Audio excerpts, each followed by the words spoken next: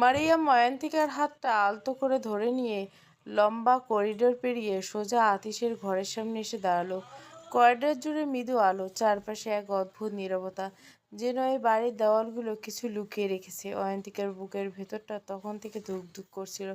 দরজাটা ঠেলে ভিতরে ঢুকতেই সে থমকে গেল। এক বিশাল ঘর, এত বড় এক রাজকীয় একটা ঘর সে আগে কখনো দেখেনি। চকচকে মার্বেল ফ্লোর, নরম গাঢ় রঙের কার্পেট, দেওয়ালে দামি পেন্টিং, বড় বড় জানলা, সব মিলিয়ে যেন কোনো রাজপ্রাসাদের কক্ষ। এখানে বিশাল একটা খাট, তার উপর সাদা নরম বিছানা, পাশে কাঠের ভারী আলমারি, টেবিল, চেয়ার, টিভি আর এক কোণায় বুকশেলফ ভর্তি। অয়ন্তিকার চোখে বিস্ময়, কিন্তু সেই বিস্ময়ের ভেতরে ধীরে ধীরে একটা অস্বস্তি এসে ভর করলো। কারণ একটু ভালো করে তাকালে সে বুঝলো ঘরটা ভীষণ অগোছালো। এখানে ওখানে জামাকাপড় ছড়িয়ে আছে, টেবিলের উপর এলোমেলো কাগজপত্র, আধখোলা ড্রয়ার, চেয়ারে গায়ে ঝুলে থাকা জ্যাকেট। যেন এই ঘরের মালিকের ভিতর ঠিক এমনই অস্থিরতা আর বিশৃঙ্খলা লুকিয়ে আছে। অয়ন্তিকার ভুরু কুঁচকে গেল। এই অগোছালো পরিবেশটা তার একদম পছন্দ নয়। মরিয়ম তাকে নিয়ে বিছানায় বসিয়ে দিল, তারপর পাশে এসে হালকা হাসি দিয়ে বলল, তোমার সাথে ভাইয়ের বিয়ে হয়েছে মানে? আমি তোমার ননদ হলাম, তাই তো? অয়ন্তিকা কিছুক্ষণ চুপ করে তার দিকে তাকিয়ে রইল। মেয়েটার মুখে এক ধরনের সরলতা, চোখে মায়া, দেখে মনে হয় তার বয়সী, অথচ কত স্বাভাবিকভাবে সে এই পরিস্থিতি মেনে নিয়েছে। মরিয়ম আবারও বলে ওঠে, ভয় পেও না, ভাইয়া যেহেতু তোমার দায়িত্ব নিয়েছে, সব ঠিক হয়ে যাবে। অয়ন্তিকা ঠোঁটে একটুখানি কাঁপা হাসি ফুটল। তুমি অনেক মিষ্টি, কিন্তু এই অদ্ভুত আর ভয়ঙ্কর মানুষগুলোর সাথে তুমি থাকো কিভাবে? মরিয়ম খিলখিল করে হেসে উঠল, যেন তার কথাটা খুব মজা লেগেছে। আরে না, এইবার সবাই খুব ভালো, শুধু খালু একটু বেশি রাগী, আর এই আর কি। ঠিক তখনই দরজায় একটা ছায়া পড়ল। আতিশ দাঁড়িয়েছে, তার হাতে ক্ষত। সে একটা রুমাল নিয়ে পেঁচাতে পেঁচাতে বলল, তোমাকে এত চিন্তা করতে হবে না মায়াবিনী, আমি থাকতে তোমাকে কেউ কিছু করতে পারবে না। অয়ন্তিকা হঠাৎ চমকে উঠল, দরজার দিকে তাকালো। আতিশ ধীরে ধীরে ভেতরে এগিয়ে গেল, তার চোখে এক ধরনের অদ্ভুত দৃঢ়তা। তারপর সে মরিয়মের দিকে তাকিয়ে বলল, মরিয়ম যা, ঘুমিয়ে পড়, রাত অনেক হয়েছে। মরিয়ম মাথা নেড়ে উঠে দাঁড়ালো, যাওয়ার আগে মিষ্টি করে হেসে বলল, যাই ভাবি, কাল তোমার সাথে অনেক গল্প করব। হঠাৎ অয়ন্তিকা মরিয়মের হাতটা শক্ত করে ধরে ফেলল। তার বুকের ভেতরটা কাঁপছে, মনে হচ্ছে যেন শ্বাস বন্ধ হয়ে আসছে। মনে মনে ভাবতে লাগলো, আজকে এই লোকটার সাথে একা থাকতে হবে। না না, সে তো ভয়ে মরে যাবে। মরিয়ম অবাক হয়ে বললে, কিছু বলবে? অয়ন্তিকা কণ্ঠে কেঁপে উঠল, তুমি তুমি আমার সাথে থাকো না, আমার খুব ভয় করছে। মরিয়ম কিছু বলতে যাবে, ঠিক তখনই আতিশ এগিয়ে এসে অয়ন্তিকার হাতটা আলতো করে সরিয়ে নিল। তার গলায় চাপা কঠোরতা, তুই যা, আমি দেখছি। মরিয়ম আর কিছু না বলে ধীরে ধীরে বেরিয়ে গেল, দরজাটা বন্ধ করে দিল। যাওয়ার আগে দরজাটা বন্ধ হওয়ার শব্দে অয়ন্তিকার বুকের ভেতর গিয়ে বাজলো। মুহূর্তে তার গলা শুকিয়ে গেল, বুকের ভেতরটা কেমন করে উঠল। ভয়ে সে ফুঁপিয়ে কেঁদে উঠল মেয়েটা। আতিশ যেন ভ্যাবাচ্যাকা খেয়ে গেল, তার সামনে বসে থাকা অয়ন্তিকার দিকে তাকিয়ে তার বুকের ভেতরটা অদ্ভুতভাবে কেঁপে উঠল। এতক্ষণ সে যেন সত্যিটা উপলব্ধি করেনি, সে সত্যি একটা ছোট্ট ভীতু মেয়েকে বিয়ে করে ফেলেছে। অয়ন্তিকা তখনও কাঁদছে, তার কাঁধ ভেজা, চোখ ভেজা, ঠোঁট কাঁপছে। সেই কান্নায় কোনো রাগ নেই, কোনো অভিমান নেই, শুধু একরাশ ভয় আর অসহায়তা। আতিশ গভীর একটা নিঃশ্বাস নিল, তার ভেতরের কঠোর মানুষটাকে যেন একটু একটু করে গলে যেতে লাগলো। সে ধীরে ধীরে অয়ন্তিকার সামনে এসে বসে পড়ল, খুব সাবধানে, যেন কোনো ভঙ্গুর জিনিস ছুঁয়েছে। এমনভাবে সে ওর মাথায় হাত বুলিয়ে দিল। কি হয়েছে আয়ু, কাঁদছো কেন? তার গলার অস্বাভাবিক নরম। আমি কি তোমাকে কিছু বলছি? অয়ন্তিকা কান্নার মাঝে মাথা নেড়ে না বোঝালো, তার চোখের পানি গাল বেয়ে ঝরে পড়ছে। আতিশ আবার জিজ্ঞাসা করলো, তাহলে আমি কি তোমার সাথে কিছু করেছি? অয়ন্তিকা আবারও না বলল মাথা নেড়ে। তারপর হঠাৎ করে কান্নাটা যেন আরো বেড়ে গেল। সে কাঁপতে কাঁপতে বলল, আমি আমি বাড়ি যাবো, আমাকে বাড়ি দিয়ে আসুন। আমি আব্বু আম্মুকে ছেড়ে কখনো কোথাও থাকিনি। এই কথাগুলো শুনে আতিশের বুকের ভেতরটা হালকা করে মোচড় দিয়ে উঠল। সে ধীরে ধীরে অয়ন্তিকাকে নিজের বুকে টেনে নিল। হঠাৎ এই স্পর্শে অয়ন্তিকা চমকে উঠল, তা ওর বুকটা কাঁপতে লাগলো, শ্বাস প্রশ্বাস দ্রুত হয়ে উঠল। ভয়, অচেনা অনুভূতি আর অজানা আশঙ্কায় আতিশ খুব আস্তে করে তার চুলে বিলি কেটে দিতে লাগলো। তার গলায় এক অদ্ভুত কোমলতা। শোনায়ু, এখন থেকে তোমাকে এখানেই থাকতে হবে, কিন্তু তুমি যদি চাও আমি তোমাকে প্রতিদিন তোমার বাড়ি নিয়ে যাব, তোমার আব্বু আম্মুর কাছে। একটু থেমে মৃদু হেসে বলল, কিন্তু শেষ পর্যন্ত তোমার ঠিকানা হবে আমার বুকের মাঝে। কথাগুলো বলে অয়ন্তিকার ভয় কমল না, বরং তাকে আরো অস্থির করে তুলল। সে হাঁপাতে হাঁপাতে নিজেকে ছাড়ানোর চেষ্টা করলো। আমার কিছু ভালো লাগছে না, ছাড়ুন প্লিজ। আতিশ থেমে গেল, তার হাত হালকা হয়ে গেল। সে বুঝতে পারলো জোর করে কিছুই সম্ভব না। অয়ন্তিকার ভয় কাটাতে হলে তাকে অন্যভাবে চেষ্টা করতে হবে। হঠাৎ করে সে উঠে দাঁড়ালো। অয়ন্তিকা অবাক হয়ে তাকিয়ে রইল। এবার কি করবে এই মানুষটা? আতিশ সোজা টেবিলের দিকে গেল, সেখানে রাখা দুটো ছোট স্পিকার বক্স হাতে তুলে নিল। ঘরটা সাউন্ড প্রুফ হয়, ভেতরের শব্দ বাইরে যায় না, আর তাই কোনো বাধা নেই। সে ফোনটা বের করে স্পিকার সাথে কানেক্ট হলো। পর মুহূর্তে ঘরের নিস্তব্ধতা ভেসে দিল তালের ঝংকার, দিলবার দিলবার। অন্তিকে চোখ বড় বড় করে তাকালো। এটা সে একদমই আশা করেনি। আতিশ ধীরে ধীরে তার সামনে এসে দাঁড়ালো। তারপর হঠাৎ করে সে নাচতে শুরু করলো। এরকম অদ্ভুত মজা শিশুসুলভ ভঙ্গিতে হাত পা নাড়িয়ে গানের তালে তালে শরীর দুলছে, কখনো ঘুরছে, কখনো মজার মুখভঙ্গি করছে। অয়ন্তিকা বাগরুদ্ধ। এ আতিশকে কে? অয়ন্তিকে চেনে না, আগে কখনো দেখেনি। এই যে মানুষটা সবসময় রাগী, ভয়ঙ্কর আর কঠোর হয়, সে এখন যেন একদম উল্টো। অয়ন্তিকা প্রথমে অবাক হয়ে তাকিয়ে রইল, তারপর তার ঠোঁটের কোণে আস্তে করে একটা হাসি ফুটে উঠল। আরও সেই হাসি ধীরে ধীরে বড় হতে লাগলো। হঠাৎ করে সে খিলখিল করে হেসে উঠল, এত জোর হাসতে লাগলো যে বিছানায় গড়াগড়ি খেতে লাগলো। তার চোখে পানি, এবার আর দুঃখের নয়, হাসির।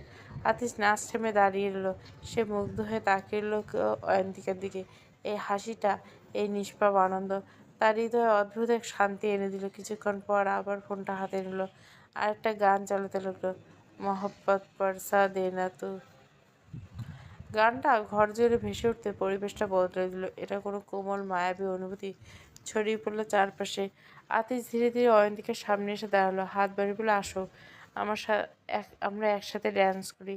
অয়ন্তিকা হাসিটা থামিয়ে একটু লজ্জা পেল, ঠোঁট ফুলে বললো, আমি পারি না তো।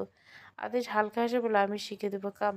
অয়ন্তিকা ইতস্তত করলো, তার বুকের ভেতর এখনো হালকা কাঁপুনি। তবুও না জানি এই মুহূর্তে আতিশকে আগের মতোই ভয়ঙ্কর লাগছে না। সে ধীরে ধীরে হাত বাড়ালো, কাঁপতে কাঁপতে নিজের ছোট্ট হাতটা রাখলো আতিশের হাতে। স্পর্শটা হতেই তার শরীর হালকা কেঁপে উঠলো। আতিশ মুচকে আসলো, খুব আলতো করে তার হাতটা ধরলো, যেন একটু বেশি শক্ত করলে ভেঙে যাবে। তারপর ধীরে ধীরে অয়ন্তিকার আর একটা হাত তুলে নিজের কাঁধে রাখলো, নিজের একটা হাত রাখলো ওর কোমরে। খুব সাবধানে, রিল্যাক্স, আমি আছি, ফিস ফিস করে বলল। গানের তালে তালে সেও ধীরে ধীরে পা ফেলতে শুরু করলো। অয়ন্তিকা প্রথমে তাল মিলাতে পারছিল না, তার পা বারবার আটকে যাচ্ছিল, কখনো ভুলের দিকে যাচ্ছিল। আতিশ হালকা হেসে তার পা ঠিক করে দিল, না না, এইভাবে না, 1 2 3, দেখো আমার দিকে। অয়ন্তিকা একটু লজ্জা পেয়ে চোখ তুলো। দুজনের চোখ একসাথে মিলতে তার বুক ধক করে উঠলো। গানটা তখন আরো গভীরে পৌঁছে গেছে। আতিশ ধীরে ধীরে তাকে ঘুরিয়ে দিল। অয়ন্তিকা ওড়না হালকা করে উড়ে উঠল বাতাসে। নরম আলোয় সে যেন একেবারে অন্যরকম লাগছে, নরম, কোমল, মায়াবী। সব মুহূর্তের জন্য অয়ন্তিকা সব ভুলে গেল। ভয়, অচেনা পরিবেশ, জোর করে বিয়ে, সব কিছুর জন্য দূরে সরে গেল। এই মুহূর্তটা, এই গান আর এই অদ্ভুত মানুষ, সে তাকে কাদা থেকে হাসাতে পারে। আতিশ ধীরে ধীরে তার দিকে তাকিয়েছে, তার চোখে মুখে স্পষ্ট মুগ্ধতা স্পষ্ট। আতিশ ধীরে ধীরে অয়ন্তিকাকে নিজের দিকে টেনে নিল, ওদের মধ্যকার দূরত্ব কমে গেল। অয়ন্তিকার শ্বাস প্রশ্বাস আবার একটু দ্রুত হয়ে উঠল, কিন্তু এবার সেটা ভয়ের নয়। তার চোখে ধীরে ধীরে নিচু হয়ে আসলো। আতিশ তাকে হালকা করে ঘুরিয়ে আবার নিজের বুকে টেনে নিল। অয়ন্তিকা থেমে গেল, তার হাত এখনো আতিশের কাঁধে। আতিশ স্থির হয়ে অয়ন্তিকার দিকে তাকিয়েছিল। হঠাৎ করে তার ভেতরে এক নিষিদ্ধ অনুভূতি জেগে উঠল, যেন এতদিন ধরে চাপা থাকা কিছু আজ হঠাৎ করে মুক্তি পেতে চাইছে। সে ধীরে ধীরে মুখটা এগিয়ে নিয়ে গেল অয়ন্তিকার মুখের কাছে। অয়ন্তিকার চোখ দুটো বিস্ফোরিত, শ্বাস ধীরে ধীরে আটকে এসছে, বুকের ভেতর ধুকপুক যেন বাইরে থেকে শোনা যাচ্ছে। এক মুহূর্ত, তারপর আতিশ তার কাঁপতে থাকা ঠোঁট দিয়ে অয়ন্তিকার ঠোঁট ছুঁয়ে দিল। অয়ন্তিকার নিঃশ্বাস বন্ধ হয়ে স্থির হয়ে দাঁড়িয়ে তার শরীর শক্ত হয়ে যাচ্ছে, কিন্তু ভেতরে ভেতরে যেন কেঁপে উঠছে বারবার। আতিশ যেন থামতেই পারছিল না। সে আরো গম্ভীর করে ঠোঁট চেপে ধরল। ধীরে ধীরে অনুভব করতে লাগলো অয়ন্তিকের ঠোঁটের নরম উষ্ণতা। সেই স্পর্শে তার ভেতরের সব নিয়ন্ত্রণ ভেঙে পড়ছিল। হঠাৎ অয়ন্তিকার শরীর ঢলে পড়তে লাগলো। আতিশ চমকে উঠল। সে দ্রুত ওকে ছেড়ে দিল। দুই হাত দিয়ে ধরে ফেললো যেন পড়ে না যায়। অয়ন্তিকা, তার গলায় আতঙ্কের স্পষ্ট। অয়ন্তিকার চোখ আধবোজা, ঠোঁট কাঁপছে, কিন্তু শ্বাস প্রশ্বাস যেন ঠিকমতো আসছে না।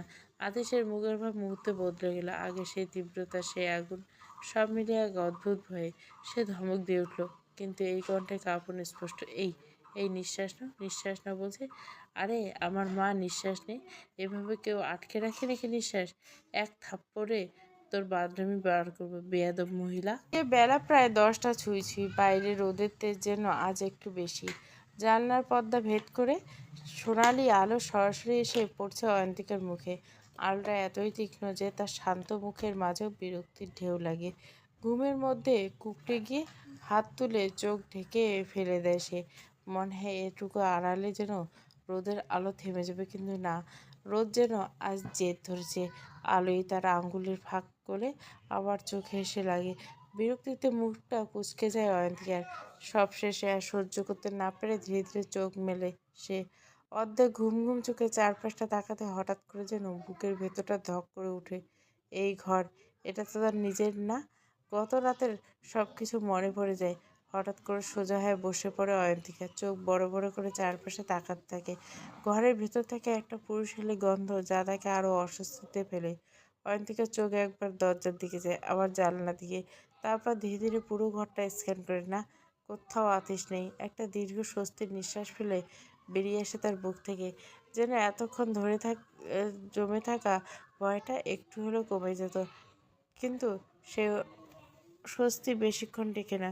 গত রাতের কথা মনে পড়তেই তার শরীর কেঁপে ওঠে। আতিশের শরীরে সেই গভীর ভয়ঙ্কর দৃষ্টি, তার কাছে হঠাৎ কাছে আসা, তারপর অয়ন্তিকার চোখ বন্ধ করে ফেলা। ভাগ্যিস, ভাগ্যিস আমি ভয়ে অজ্ঞান হয়ে গেছিলাম, না হলে কী হতো সে ভাবতে পারছে না। তার বুকের ভিতরটা আবারও কেঁপে উঠল। ঠিক তখনই দরজায় হালকা টোকা পড়ল। চমকে উঠে দাঁড়িয়ে যায় অয়ন্তিকা। হাত পা যে কাঁপছে তার। তাড়াহুড়ো করে নিজের ওড়নাটা ঠিক করে নেয়। চুলগুলো এলোমেলো হয়ে আছে, সেগুলো একটু গোছানোর চেষ্টা করে। দরজা খুলে ভেতরে ঢোকেন দুই যা। একজনের মুখে মমতা, আর একজনের চোখে দুষ্টুমি মেশানো হাসি। সাদিয়া আর আফসারা মির্জা। অয়ন্তিকার কিছুটা হতভম্ব হয়ে দাঁড়িয়ে থেকে কী বলবে, কীভাবে আচরণ করবে কিছুই বুঝতে পারে না। সাদিয়া মৃদু হেসে এগিয়ে এসে বলে, ঘুম ভালো হয়েছে তো বা? তার কণ্ঠে এমন স্নেহ আছে যা অয়ন্তিকাকে অবাক করে দেয়। সে চুপচাপ মাথা নাড়ে। সাদিয়া আরও কাছে এসে তার মাথায় আলতো করে হাত বুলিয়ে দেয়। এই স্পর্শটা এতটাই কোমল, অয়ন্তিকার চোখে পানি চলে আসার উপক্রম। ভয় পাওয়ার কিছু নেই মা। এই বাড়ির এখন থেকে সবাই তোমার আপন। যা দরকার নির্দ্বিধায় আমাকে বা আফসানাকে বলবে, ঠিক আছে? অয়ন্তিকার নিঃশ্বাস শুনে যায়। আমি তোমার শাশুড়ি আম্মু, ও তোমার চাচি শাশুড়ি। আফসানা হেসে এগিয়ে এসে বলেন, যাই বলো সাদিয়া, আমার হাতে আতিশের পছন্দ কিন্তু দারুণ। তার কথায় হালকা হাসির আবার ফুটে ওঠে পরিবেশে। কিন্তু সাদিয়ার মুখটা একটু গম্ভীর হয়েছে। মেয়েটা অনেক ছোট আফসানা। এই বয়সে আর হাসি খুশি থাকার সময়, পড়াশোনা করার সময়। আতিশের উচিত হয়নি এখনই বিয়ে করা। অয়ন্তিকা অবাক হয়ে দাঁড়িয়ে থেকে। এমন কথা সে আগে কখনো শোনেনি। তার মনে পড়ে যায় স্কুলে কত মেয়ে গল্প, যাদের বিয়ের পর পড়াশোনা বন্ধ হয়ে গেছে, শাশুড়ির অত্যাচার, সংসার বোঝা। তার চিন্তা ভাবনার মাঝে সাদিয়া বলল, শোনো মা, বিয়ে হয়েছে এটা ঠিক, কিন্তু কম বয়সে বিয়ে হয়েছে। তাই আমি চাই তুমি এত ছোট বয়সে সংসার চাপ নাও না। তুমি মন দিয়ে পড়াশোনা করবে, কেমন? অয়ন্তিকের চোখ বিস্ময়ে বড় হতে থাকে। তার কণ্ঠ কাঁপতে কাঁপতে বের হয়, ঠিক আছে চাচিমা। আফসার সাথে সাথে এসে বলে, আরে চাচিমা কেন, আম্মু বলো। অয়ন্তিকা লজ্জা পেয়ে মাথা নিচু করে ফেলে, সরি আম্মু। সাদিয়া মৃত্যু এসে বলে, আফসানা যাও তো, শাড়ি আর গয়না নিয়ে এসো, ওকে একটু সুন্দর করে সাজিয়ে দেয়। আফসানা চোখটি ভেসে বলে, এই তো আনছি। তিনি বেরিয়ে যেতে সাদিয়া আবার অয়ন্তিকা দিকে তাকান। আজকে একটু শাড়ি গয়না পরবে মা, অনেকেই তোমাকে দেখতে আসবে। তবে কাল থেকে তুমি যা ইচ্ছে তাই পরবে, কেউ তোমাকে জোর করবে না। অয়ন্তিকার ঠোঁটে এক ফোঁটা ছোট্ট হাসি ফুটে ওঠে, জি আচ্ছা। কিন্তু তার বুকের ভিতরে এখনো একটা অদ্ভুত অনুভূতি কাজ করছে। দুপুর করে ঠিক 1টা বাজে। রোদের তেজ এখনো কমেনি। প্রচারের কাজকর্ম সেরে ক্লাব ঘরের দরজা ঠেলে ভেতরে ঢুকে আতিশ আর আরাপ, তার পেছন পেছন ঢুকে তাদের সাঙ্গপাঙ্গরা। ঘরের হালকা সিগারেটের আর পুরনো কাঠের গন্ধ মিশে আছে। আতিশ ঢুকে কোনো কথা না বলে একটা চেয়ারে গিয়ে বসে, মাথার পিছনটা হেলিয়ে দেয়, পকেট থেকে সিগারেট বের করে ঠোঁটে চেপে ধরে। লাইটের জ্বালানি ক্ষীণ শব্দ, তারপর ধোঁয়া, প্রথম কুণ্ডলি বেরিয়ে এসে তার ঠোঁট থেকে। সে ধীরে ধীরে ধোঁয়া ছাড়তে থাকে, মনে হয় যেন প্রতিটা নিঃশ্বাসের সাথে নিজের ক্লান্তিটা বের করে দিছে। আজ তার মুখটা একটু বেশি গম্ভীর, চোখে এক অদ্ভুত অস্থিরতা। আশরাফ সেটা লক্ষ্য করে পাশের চেয়ারে বসে পড়ে। কী ব্যাপার বলতো, আজকে তোর একদম মন নেই? ওখান থেকে তাড়াতাড়ি চলে এলি। আতিশ আরেকটা টান দিয়ে ধোঁয়া ছেড়ে বলল, আমার বউটা একা ফিল করছে, তাড়াতাড়ি বাড়ি যাওয়া দরকার, তাই চলে এলাম। তার কণ্ঠে যেন অজান্তে একটা কোমলতা মিশে আসে। আশরাফ ঠোঁটে বাঁকিয়ে মুচকে হেসে বলল, ইউ সামথিং সামথিং। আতিশ ভুরু কুচকে তার দিকে তাকালো। তোর পেছনে থিং শালা। ঘরের সবাই হেসে উঠল, কিন্তু আশরাফ কোনো পাত্তা না দিয়ে উঠে দাঁড়িয়ে সবার থেকে বলল, গাইস, কালকে যে তোমাদের নেতা সাহেব বিয়ে করছে, তো তোমাদের কি পার্টি অফার চাও না? কথাটা শেষ হতে সবার মুখে দুষ্টু হাসি ফুটে। চাই চাই, দিলে ভালোই হয় বস। কেউ কেউ হেসে ওঠে, কেউ কেউ আবার হাততালি দেয়। আতিশ এক পাশে বসে সব দেখে, তারপর বিরক্ত ভঙ্গিতে পকেট থেকে মানিব্যাগ বের করে সেটা ছুড়ে দেয় আশরাফের দিকে। এই নি, যা লাগে করে নিস। আশরাফ হাসতে হাসতে টাকাগুলো গুনতে থাকে। ঠিক তখনই আতিশ হালকা গলায় বলে, আর শোন, দুটো ড্রাইভার আসেনি, একটু পরে গিয়ে মরিয়মকে নিয়ে আসিস। আশরাফ মাথা নেড়ে বলে, ওকে বস, ডান। আতিশ আর কোনো কিছু না বলে উঠে দাঁড়ায়, হাতে এখনও জ্বলন্ত থাকা সিগারেট। ধোঁয়া ছাড়তে ছাড়তে ধীরে ধীরে দরজার দিকে এগিয়ে যায়। গ্রাম পেরিয়ে প্রায় শেষ মাথায় অবস্থিত নামকরা একটা বড় বাড়ি, উঁচু দেওয়াল, বড় গেট আর ভেতরে ছায়াঘেরা মাঠ। সব মিলিয়ে স্কুলটায় একটা আলাদা গাম্ভীর্য আছে। এই স্কুলে মূলত গ্রামের উচ্চবিত্ত পরিবারের মেয়েরা আসে, আর সেই স্কুলে একজন ছাত্রী মরিয়ম। আতিশ নিজেই তাকে এখানে ভর্তি করেছে। প্রতিদিন বাড়ির ড্রাইভার তাকে নিয়ে আসে, আবার ছুটি হলে নিয়ে যায়। আজ তার ব্যতিক্রম হওয়ার কথা ছিল। স্কুল ছুটি হওয়ার কিছুক্ষণ আগে গেটের সামনে ভিড়, মেয়েদের কোলাহল, অভিভাবকদের ডাক, গাড়ির হর্ন, সব মিলিয়ে এক অস্থির পরিবেশ। গেটের একপাশে দাঁড়িয়েছে মরিয়ম। প্রতিদিনের মতো সে চোখ মেলে খুঁজছে ড্রাইভার চাচাকে, কিন্তু আজ তিনি নেই। তার ছোট্ট মুখটা হালকা দুশ্চিন্তার ছাপ ফুটে ওঠে। বারবার চারপাশে তাকায় সে, হয়তো একটু ভরসা করছে। ঠিক তখনই তার পাশে এসে দাঁড়ায় আশরাফ। গলা খাঁকড়ে দিয়ে বলে, এই পিচ্ছি, আমার সাথে এসো, তোমার ভাইয়া আমাকে পাঠিয়েছে। হঠাৎ করে পরিচিত কণ্ঠ শুনে চমকে ওঠে মরিয়ম। চোখ বড় বড় করে তাকায় আশরাফের দিকে। কিছু বলতে যাবে, তার আগে আশরাফ তার হাতটা ধরে ফেলে। এদিকে ভিড় বেশি, পড়ে যাবে। বলতে বলতে সে ভিড় ঠেলে মরিয়মকে নিয়ে রাস্তা পার হয়ে যায়, সোজা একটা কালো গাড়ির সামনে গিয়ে দাঁড় করায়। মরিয়ম একটু থমকে দাঁড়ায়।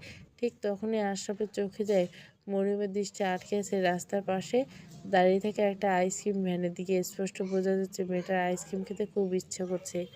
আশরাফ হালকা হেসে গাড়ির দরজা খুলে বলে, বসো, আমি আনছি। মরিয়ম বাধ্যমের মতো চুপচাপ উঠে বসে পড়ে। আশরাফ দ্রুত হেঁটে আইসক্রিমের ভ্যানটার দিকে। কিছুক্ষণ পর দুটো স্ট্রবেরি ফ্লেভারের আইসক্রিম নিয়ে ফিরে আসে। গাড়ির ভিতরে ঢুকে দুটো বাড়িয়ে দেয় মরিয়মের দিকে।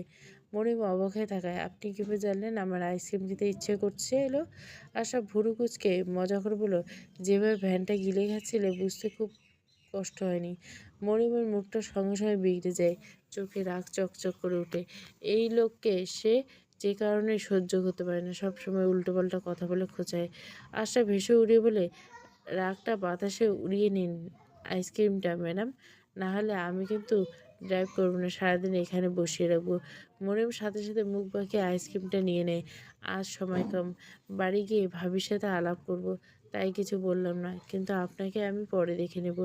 একটু থেমে আবার বলে, হ্যাঁ, বাড়ি গিয়ে টাকাটাও শোধ করে দেবো। আশরাফ গাড়ি স্টার্ট দিতে হালকা হেসে বলে, তার দরকার নেই, তোমার ভাইয়ের টাকাতে তোমাকে আইসক্রিম খাওয়ালাম। লাল টুকটুকে একটা শাড়িতে সাজানো হয়েছে অয়ন্তিকাকে। শাড়ির রং যেন ঠিক তার লালের লজ্জার আভাটার মতো লাগছে। সোনার গয়না ভরে উঠছে তার ছোট্ট শরীরটা, গলায় হার, কানের দুল, হাতে চুড়ি, সব মিলিয়ে একেবারে নতুন বউ সাজ। আফসানা খুব হালকা করে মেকআপ করে দিয়েছেন, চুলগুলো সুন্দর করে খোপা করেছে, তাতে গুজে দিয়েছে জুঁই ফুলের মালা। সেই ফুলের মিষ্টি সুগন্ধ যেন তার চারপাশে একটা আলাদা পরিবেশ তৈরি করছে। সব মিলিয়ে অয়ন্তীকে যেন কেউ চিনতেই পারছে না। এখন তাকে কেউ দেখলে বলবে না এখন সে ছোট একটা মেয়ে। যারা তাকে দেখে এসেছিল তারা একে একে সবাই ধীরে ধীরে চলে গেছে। শাড়িটা বাড়িটাও একটু ফাঁকা হয়ে গেছে। তাই সাদিয়া বলল, মা তুমি উপরে গিয়ে এগুলো খুলে ফেলো, তারপর নর্মাল থ্রি পিস পরে নাও। অয়ন্তীকে চুপচাপ মাথা নেড়ে উপরে উঠে যায়। ঘরে ঢুকে দরজা লাগিয়ে আয়নার সামনে দাঁড়াতে আবারও থমকে যায়। আয়না নিজের প্রতিবিম্ব দেখে মনে হয় এটা কি সত্যি। সে কিছুক্ষণ চুপ করে দাঁড়িয়ে থেকে তারপর ধীরে ধীরে শাড়ি খোলার চেষ্টা করে, কিন্তু সেখানেই শুরু হয় আসল বিপদ। পিনগুলো কোথায় লাগানো সে ঠিক বুঝতে পারে না। একটা খুলতে গেলে আরেকটা আটকে যায়। বারবার চেষ্টা করে যখন কিছু করতে পারে না তখন বিরক্ত হয়ে অসহায় হয়ে পড়ে। শেষে উপায় না পেয়ে ঠিক করে নিচে গিয়ে সাদিয়াকে ডেকে আনবে। ধীরে ধীরে দরজা খুলে বাইরে বেরোয়, সিঁড়ির দিকে এগিয়ে যায়। কিন্তু সিঁড়িতে নামার আগে তার পা থেমে যায়। নিচ থেকে ধীরে ধীরে সিঁড়ি বেয়ে উপরে উঠছে আতিশ। তার চোখে ফোনে আটকে আছে। সাদা পাঞ্জাবি ঘামে ভিজে শরীরের সাথে লেপ্টে গেছে। কপালে জমে থাকা ঘামের ফোঁটা চুলের গোছাগুলোকে মুখের উপর এনে ফেলেছে। অগোছালো ক্লান্ত তবুও অদ্ভুতভাবে আকর্ষণীয় লাগছে তাকে। আতিশ কয়েক ধাপ উঠে সামনে তাকাতে হঠাৎ থেমে যায়। তার চোখ স্থির হয়ে যায়। সামনে দাঁড়িয়েছে অয়ন্তিকা, লাল শাড়িতে গহনা আর জুঁই ফুলে সাজানো, একেবারে ছোট্ট লাজুক বউ। তার গলায় লাল আভা, কাপা চোখ, এলোমেলো শ্বাস, সব কিছু মিলিয়ে তাকে যেন অবাস্তব সুন্দর করে তুলছে। আতিশের চোখের পলক পড়ে না। তার বুকের ভেতরটা হঠাৎ করে দ্রুত ওঠানামা করতে থাকে। সে নিজের বুকের উপর হাত রাখে, যেন হৃদয়ের সেই অস্থিরতা থামাতে চায়। তার ঠোঁট শুকিয়ে যায়। মনে হয় এই দৃশ্য থেকে চোখ সরাতে পারবে না। আর এক পা এগোতে যায়, কিন্তু হঠাৎ পিছলে যায় একটা মুহূর্ত। তারপর সিঁড়ি থেকে নিচে গড়িয়ে নিচে পড়ে যায় আতিশ। সব কিছু এত দ্রুত ঘটে যায় অয়ন্তীকে বুঝতে পারে না যে কী হলো। চমকে উঠে সে দৌড়ে নিচে নেমে এসে আতিশ মেঝেতে পড়ে আছে। তার কপালে এক পাশ কেটে গেছে, সেখান থেকে ধীরে ধীরে রক্ত বেরোচ্ছে। হাতে একটু চোট লেগেছে, কিন্তু আশ্চর্য সে সেই ব্যথা টেরই পাচ্ছে না। তার চোখ এখনও অয়ন্তিকার দিকে স্থির। অয়ন্তিকা হাঁপাতে হাঁপাতে তার পাশে বসে, কী হয়েছে আপনার, এভাবে পড়লেন কেন? ইস, রক্ত বেরোচ্ছে তো। তার কণ্ঠ কাঁপছে, তার হাত দুটো কাঁপতে থাকে। যে আতিশের কপালের কাছে হাত নিয়ে যায়, কিন্তু ছুতে গিয়েও থেমে যায়, যেন ভয় পাচ্ছে। আতিশ চুপচাপ তাকিয়ে থাকে তার দিকে। তার চোখে অদ্ভুত এক অনুভূতি, যা অয়ন্তিকে বুঝতে পারে না, কিন্তু অনুভব করে। ঠিক তখনই রান্নাঘরের দিক থেকে তাড়াহুড়ো করে ছুটে আসেন সাদিয়া আর আফসানা। আতিশ, তুই পড়লি কীভাবে বাবা? সাদিয়া ছেলের মাথায় তুলে ধরে কপালের দিকে তাকে আটকে ওঠেন। এটাও অনেকটাও কেটে গেছে। আফসানা চিন্তায় বলে, ইস, রক্ত তো থামছে না। আতিশ ধীরে ধীরে উঠে বসার চেষ্টা করে। আমি ঠিক আছে আম্মু। তার কণ্ঠে জোর নেই। সাদিয়া বিরক্ত আর চিন্তিত করলো, ঠিক আছিস? এইভাবে পড়ে গিয়ে কেউ ঠিক থাকে? মা, তুমি ওকে ঘরে নিয়ে যাও। এই জায়গাটা ওষুধ লাগিয়ে ব্যান্ডেজ করে দাও তো। অয়ন্তিকা এক সেকেন্ড দেরি করলো না, মাথা নেড়ে বলে, ঠিক আছে আম্মু। ঘরে ঢুকতে অয়ন্তিকা দরজাটা আস্তে করে বন্ধ করে দেয়। ঘরের ভেতরে হালকা জুঁই ফুলের মিষ্টি সুগন্ধ এখন ভাসছে। অয়ন্তিকা আতিশকে বিছানায় বসতে ইশারা করে, এখানে বসুন। আতিশ চুপচাপ বসে পড়ে। তার চোখ কিন্তু তার চোখে এখন অয়ন্তিকার দিকে স্থির। অয়ন্তিকা একটু অসুস্থ অনুভব করছে, তার হাত পা কাঁপছে, তবু নিজেকে সামলায়। টেবিল থেকে ফার্স্ট এড বক্সটা নিয়ে এসে ধীরে ধীরে আতিশের সামনে দাঁড়ায়। একটু মাথা নিচু করে বলে। আতিশ কোনো কথা না বলে মাথা ঝুঁকে আসে। অয়ন্তিকা কাপা হাতে তুলে নেয়, ওষুধ লাগায়। তার আঙুলগুলো বারবার থেমে যাচ্ছে, যেন সে ভয় পাচ্ছে ব্যথা দিয়ে ফেলবে। লাগছে। সে আস্তে করে জিজ্ঞাসা করে। আতিশ খুব ধীরে মাথা নাড়ে, না। কিন্তু চোখে চোখে বলে, ব্যথা অন্য জায়গায়। অয়ন্তিকা খুব যত্ন করে কপালে কাটা জায়গাটা পরিষ্কার করতে থাকে। মাথার চুলগুলো বারবার সামনে এসে পড়ে যায়। আতিশ এক দৃষ্টিতে তাকিয়েছে অয়ন্তিকার কপালের পাশে ঝুলে থাকা চুল, তার কাপা ঠোঁট, তার মনোযোগী চোখ। হঠাৎ করে আতিশ হাত বাড়িয়ে সেই চুলের গোছাটা সরিয়ে দেয়। অয়ন্তিকা থমকে যায়, তার হাত মাঝপথে থেমে যায়। দুজনের চোখ আটকে যায়। নীরবতা, গভীর ভারী এক নীরবতা। অয়ন্তিকার নিঃশ্বাস দ্রুত হয়ে উঠছে। কী করছেন? আতিশ কিছু বলে না, শুধু তাকিয়ে থেকে ধীরে ধীরে একটু ঝুঁকে আসে অয়ন্তিকার আরও কাছে। অয়ন্তিকা পেছোতে চায়, কিন্তু তার পা যেন আটকে গেছে। তার বুকের ভিতর জোরে ধুকপুক করছে। আমি কথাগুলো জড়িয়ে দেয়। আতিশ খুব কাছে এসে থেমে যায়। তার নিঃশ্বাস এসে লাগছে অয়ন্তিকার মুখে। তারপর হঠাৎ আতিশ নিজেকে সরিয়ে নেয়। গভীর একটা শ্বাস। ব্যান্ডেজ করে দাও। তার কণ্ঠ এবার আগের মতো ঠান্ডা, কিন্তু ঝড়ের ভিতর লুকোনো। অয়ন্তিকা হেসে হুঁশ ফিরে আসে, তাড়াতাড়ি ব্যান্ডেজ লাগাতে শুরু করে। তার হাত এখনো কাঁপছে। কিছুক্ষণ পর কাজ শেষ করে ধীরে বলে ওঠে, হয়ে গেছে। অয়ন্তিকা হঠাৎ মনে পড়ে যায় তার শাড়ি পিন খুলতে হবে। সে একটু অপ্রস্তুত হয়ে বলে, আমি আসলে শাড়িটা খুলতে পারছি না, আপনি বসুন, আমি আম্মুর কাছে যাই। কথাটা বলে লজ্জায় মাথা নিচু করে বলে। আতিশ ভুরু তুলে, মানে? অয়ন্তিকা আস্তে করে পিনগুলো কোথায় আছে বুঝতে পারছে না। কিছুক্ষণ নীরবতা, তারপর আতিশ ধীর পায়ে উঠে দাঁড়ায়। এক পা দুই পা করে ধীরে ধীরে তার দিকে এগিয়ে এসে। অয়ন্তিকার নিঃশ্বাস আবার আটকে যায়। আমি করে নিছি। আতিশ তার পেছনে এসে দাঁড়ায়, খুব কাছে, এতটাই কাছে যে তার নিঃশ্বাস এসে লাগছে অয়ন্তিকার ঘাড়ে। অয়ন্তিকার শরীর কেঁপে ওঠে, সে চোখ বন্ধ করে ফেলে অজান্তে। আঙ্গুল মুঠো করে হয়ে যায়। আতিশ ধীরে ধীরে প্রথমে পিনটা খুলে, এরপর আঙ্গুল ছুঁয়ে যায় অয়ন্তিকার কাঁধে। অয়ন্তিকার শরীর যেন বিদ্যুৎ খেলে গেল। একটা, দুইটা, তিনটা। প্রতিটা পিন খুলতে খুলতে তাদের মাঝে দূরত্ব যেন আরও কমে আসে। ঘরের ভেতরে শুধু নীরবতা আর দুজন অস্থির শ্বাস।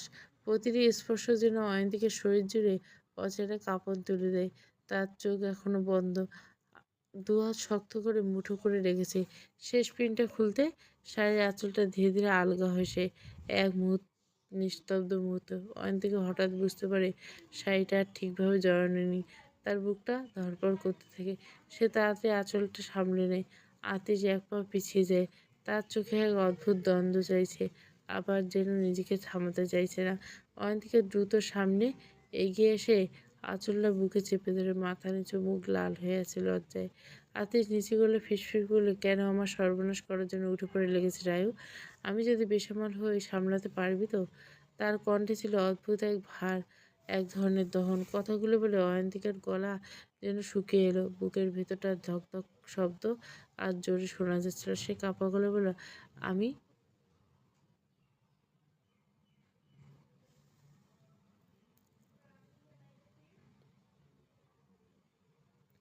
চেঞ্জ করে আসি। আতিশ ভুরু তুলে তাকালো, ঠোঁটের কোণে হালকা বাঁকা হাসি।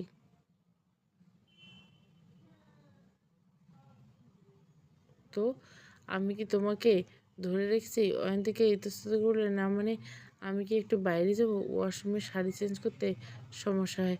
কথাটা শেষ হতে আতিশ ধীরে ধীরে ধীরে দু পা এগিয়ে এসে, তার চোখে তখন অদ্ভুত এক নেশা। তাহলে আমার সামনে করো। অয়ন্তিকা ভয় পেয়ে পেছোতে গেল, কিন্তু তার পা ও যেতে পারল না, কারণ ঠিক পেছনেই ছিল আয়না। পরের মুহূর্তে আতিশ তার পিঠে হাত রেখে তাকে থামিয়ে দেয়। হাতটা শক্ত অথচ নিয়ন্ত্রিত। সে অয়ন্তিকাকে নিজের দিকে টেনে নিল আরও কাছে। অয়ন্তিকের নিঃশ্বাস যেন আটকে গেছে, তার শরীর কেঁপে উঠছিল আতিশের কাছে আসায়। হঠাৎ আতিশ তার গলার কাছে মুখ নিয়ে একটা হালকা কামড় বসালো। ব্যথায় অয়ন্তিকা কেঁপে উঠল। অজান্তে আতিশের চুলগুলো শক্ত করে চেপে ধরল। সেই টানাটানি, তার আঁচলটা আলগা হয়ে নিচে পড়ে গড়ে গেল। সব কিছু এক মুহূর্তে থমকে গেল। আতিশ যেন এটাই চাইছিল। তার গভীর নেশালো চোখে তাকিয়ে রইল অয়ন্তিকার দিকে। অয়ন্তিকার লজ্জায় একেবারে কুঁকড়ে গেল, মুখ লজ্জায় লাল। আর নিজেকে আড়াল করার কোনো উপায় না পেয়ে সে হঠাৎ ঝাঁপিয়ে পড়ল আতিশের বুকে। আতিশ আর এক সেকেন্ড দেরি করলো না, দুহাত শক্ত করে জড়িয়ে ধরল তাকে। অয়ন্তিকার মনে ছিল তার হাত দুটো বুঝি ভেঙে যাবে এই যাবে, তবু সে সরে আসতে পারছিল না। ঠিক তখনই, ভাবি, আমি এসে গেছি। দরজা ঠেলে খুলে ভেতরে ঢুকলো মরিয়ম। মুহূর্তে সব কিছু বদলে গেল। আতিশ দ্রুত অয়ন্তিকাকে ছেড়ে দিল। অয়ন্তিকা তাড়াতাড়ি নিজের আঁচলটা তুলে নিল, পিঠ ঘুরিয়ে দাঁড়ালো। লজ্জায় তার মুখ একেবারে লাল হয়ে গেছে। মরিয়ম অবাক হয়ে দুজনের দিকে তাকিয়ে রইল। বাতাস, ঘরের বাতাস তখনও অস্বস্তিতে একটা ছায়া। আতিশ ঠোঁট ভিজে স্বাভাবিক হওয়ার চেষ্টা করে বলল, রাতে তোর ভাবির বাসায় যাবো, ঘুরতে যাবি তুই? মরিয়ম হেসে বলে, হ্যাঁ, নিশ্চয়ই যাব। অয়ন্তিকার মুখে তখন অজান্তে হাসি ফুটল। বাড়ি যেতে পারবে, একটুখানি স্বস্তি পেল। সন্ধ্যা ঠিক 7টা। পুরো বাঁশবাগানটা নিস্তব্ধ ছায়ায় ঢেকেছে। গ্রামের দিকটায় সন্ধ্যা নামলে মনে হয় যেন রাত নেমে এসেছে। মানুষের যাওয়া আসা কমে যায়। চারপাশে নেমে আসে এক অদ্ভুত নীরবতা। দূরে কোথাও ঝিঝি পোকার ডাক আর হালকা বাতাসে বাঁশপাতার খসখস শব্দ। সব মিলে পরিবেশটা আরো গম্ভীর হয়। মৃদুল একটু আগে হাটের দিকে বেরিয়ে গেছে। নীলা ঘরের ভিতর চুপচাপ বসে আছে, আর আমিনা দালানে চুলা ধরিয়ে সবজি কাটতে ব্যস্ত। ঠিক তখন আম্মু হঠাৎ করে ডাক শুনে আমিনার হাত থেমে যায়। মুহূর্তের মধ্যে তার বুক কেঁপে ওঠে। তিনি ধীরে ধীরে পেছন ফিরে তাকান। অয়ন্তিকা দৌড়ে এসে তাকে জড়িয়ে ধরেন। আম্মু। একদিন পর মেয়েটা কাছে পেয়ে আমিনা যেন আগের মতো জড়িয়ে ধরতে পারলেন না। তার চোখে জল। সামনে থাকা তিনজনের দিকে আতিশ, আশরাফ আর মরিয়ম। তিনজনের হাতে বড় বড় ব্যাগ ভরা। দৃশ্যটা যেন অচেনা অপ্রস্তুত। পরের মুহূর্তে আমিনার মাথায় ভেসে ওঠে আগের দিনের ঘটনা। মুখের হাসিটা মিলিয়ে যায়। তিনি নিজেকে একটু সরিয়ে নেন অয়ন্তিকার কাছ থেকে। অয়ন্তিকা অবাক হয়ে তাকান মায়ের দিকে। আম্মু। এই অস্বস্তিতে আতিশের বুঝতে দেরি হয় না। সে সাথে সাথে এগিয়ে এসে নিচু হয়ে আমিনার পায়ে হাত দিয়ে সালাম করেন। আমিনা হতভম্ব হয়ে যান। আরে বাবা, কি করছো তুমি? এত বড় ঘরের ছেলে, আমার পা ছুঁয়ে আমাকে লজ্জা দিও না। আতিশ হালকা হেসে বলল, ছেলে যতই টাকা ইনকাম করুক না করে, দিন শেষে মায়ের আদর আর ভালোবাসার কাছে সে খুব গরিব আম্মু। কথাগুলো শুনে আমিনা যেন আরো চমকে ওঠেন। এই ছেলে তিনি যতটুকু আতিশ সম্পর্কে শুনেছেন, গ্রামের মুরব্বীদের সঙ্গে ভালো ব্যবহার করলে প্রায় তাকে মারামারি করতে দেখা যায়। সব ঝামেলায় জড়ায়। তার মুখে এমন কথা, তার ধারণা একটু একটু করে বদলাতে শুরু করে। এমন সময় মরিয়ম এগিয়ে এসে হাতে থাকা প্যাকেটটা বাড়িয়ে দিয়ে মিষ্টি হেসে বলে, আমি ভাবির ছোট ননদ, তাই আমিও মেয়ের মতো সালাম করলাম। আমিনা মুগ্ধ হয়ে তার মাথায় হাত রেখে, দোয়া করি মা, এত কিছু আনার কি দরকার ছিল? তোমরা এসেছো এই গরিব বাড়িতে, এতে আমরা খুশি। আতিশ চারপাশে তাকে জিজ্ঞাসা করলে, আব্বু বাসায় নেই? আমিনা উত্তর দিলেন, না, একটু হাতের দিকে গেছেন। আতিশ মাথা নেড়ে বলল, তাহলে আপনারা বসুন, আমি আর আশরাফ গিয়ে আব্বুকে নিয়ে আসি। কথা শেষ করে সে আশরাফকে সঙ্গে নিয়ে বেরিয়ে গেল। ওদের চলে যেতে ঘরের ভিতর থেকে নীলা দৌড়ে এসলো। অয়ন্তিকা দেখে দেখে জড়িয়ে ধরলো। আপু জানো, আমি তোমাকে কত মিস করছি। তার চোখে পানি টলমল। হঠাৎ নীলার নজর পড়ে মরিয়মের দিকে। সে অবাক হয়ে তাকিয়ে থেকে, এই সুন্দর আপুটা কে আপু? মরিয়ম হেসে নীলার মাথায় আলতো করে হাত বুলিয়ে দেয়। আমি তোমার আর একটা আপু। নিশা হেসে বলল, আচ্ছা আচ্ছা, তোমরা ভিতরে গিয়ে বসো, আমি তোমাদেরকে একটু কিছু বানিয়ে দিই। অন্তর্ঘাতের দহন পর্ব 3। পুরো গল্পটা প্লেলিস্টে। বেশি রেসপন্স নেই, যদি তোমরা রেসপন্স না দাও তাহলে কিন্তু দিব না।